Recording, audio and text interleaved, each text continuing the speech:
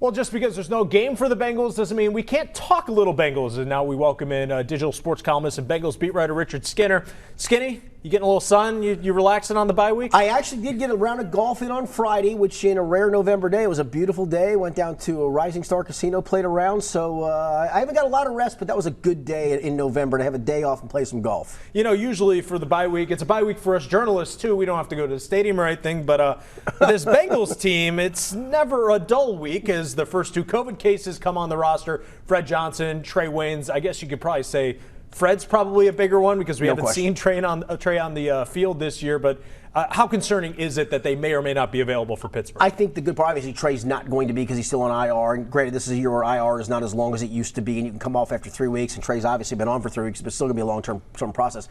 For Fred, I think it's going to be an interesting one because I do think that depending on the Bobby Hart situation, we'll know more next week.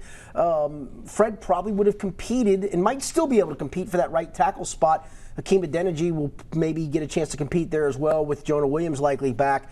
I feel for Fred, but hopefully it gives him a chance maybe with the timing of this to give it a roll. I would say probably doubtful. So I think you'll probably see Adeniji maybe play right tackle this week. And maybe it's a good thing. I think you're getting a chance to see a bunch of different guys play different spots, and we can sort out the mess when it's all said and done. I mean, that's the biggest question mark for me, at least, going forward.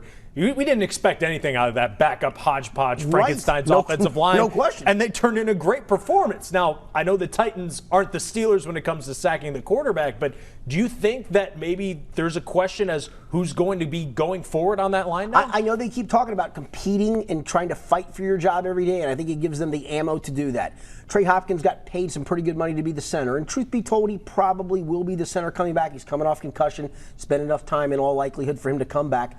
But if Trey, for whatever reason, doesn't come back and isn't playing the way they'd like, Billy Price just played pretty well. I think the same thing at guard. Michael Jordan, they love Michael Jordan at left guard. But if Michael doesn't come back and play well, Quentin Spain played pretty well. Right guard, you got a bunch of guys. If Xavier Su'a-Filo's back soon, he's in the mix with Alex Redmond. Maybe Billy slides there. I mean, you've got a lot of different possibilities. I don't think any of these are Pro Bowl guys, but you've gone from to, hey, there's 8 or 9 guys that might be able to play and play at a pretty decent level. And anything is better than what they were going out there at the beginning of the year. Doubt. And especially, I feel like this week especially, it's more concerning with that line because the Steelers are terrorizing other quarterbacks. They are, and it's weird, though. They played on Sunday against Dallas, and Dallas was a makeshift line, and Pittsburgh struggled to get a pass rush going with that line. And again, you know this league, Chris. Anybody knows it. There's just those weeks where you just know that we can roll into a city, win, get out, everybody's happy. But, and maybe that happened in Tennessee too, we'll find out obviously against Pittsburgh. I do think it's a great litmus test then. If we're talking about these guys, you got 8 or 9 that can play, can they really? Because Pittsburgh did a show, can you really play? I think going at the halfway point of this season, where do you think that this Bengals team is? Because in my mind, there are some things they do really well. Obviously played well against the Titans. Joe Burrow is living up to expectations. And then there are some areas that it's like, oh, they need a little work here. Yeah, I think some of it was that whole finishing. And I know that that's such a cliche-ish, it's kind of intangible-like because you don't finish until you go finish. But let's face it, I mean, they were in a bunch of games. Other than the Baltimore game, they were in every game they lost. I mean, it could easily be a 5-3 football team as opposed to 2-5-1. Listen, that first one out of the box against Pittsburgh is extraordinarily difficult. But then you got those three of the NFC East teams and Miami, which has played better, and 2 has played pretty good. But it gives you a chance to go, okay, could you be 6-1 after 13 games? Really? Could you really be that? And have a winnable Houston game on the back end? You get to 6 wins with this group, I think you've made some progress. I think that's all you were looking for is make some level of progress, and I think they have. The big question, at least for going forward right now, is Joe Mixon, been banged up the last couple weeks. Concerning, especially a running back at his age, just got the big deal, and a foot injury is kind of, the foot's kind of critical when you run the football. I think the good part was the bye, and I think we're going to, again, sounds like a cop-out. We'll know more probably on Monday or Wednesday the next time we talk to Zach Taylor of where Joe stands. It seemed like that Indy game, I can't believe he actually came back. He did. Then he was out. And then it felt like, okay, out that week. Can he come back the next? Didn't practice right away, and that's always an ominous sign. I think the bye week probably gets Joe back in the mix, for lack of a better term. Zach Taylor's taken his blunt of, people starting to question, is it time to move on from him?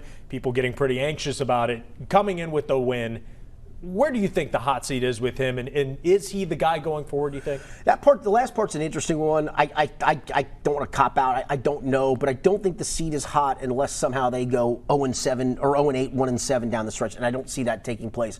I think you've seen some progress. 2-5-1 is not, but like I said, they were in a bunch of games. You beat a team at Tennessee that was 5-1 coming in. I think there is some level of progress. You've seen the progress Joe Burrow's made. I wish people could understand what he's doing is the most spectacular thing since Dan Marino, basically, that rookies just don't do this kind of stuff. They don't. I think there's some progress there. Yeah, just don't go 1-7, and I think you're safe and continue to show some progress against the teams you should beat. Now, this is a season, obviously there's a lot of hope with Burrow and everything that he's doing. I hate to tell you, folks, they're not going to make the playoffs this year. No. Not nowhere close. I still think they can, but keep going.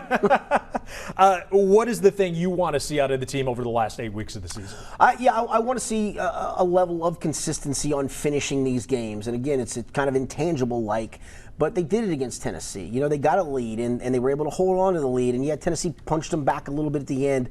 Listen, you're not going to see a great defense. You're going to have to probably win some of these games 30-27, but finish a handful of these. And then again, like I said, when you're playing Washington and the Giants and Dallas, you are better on paper.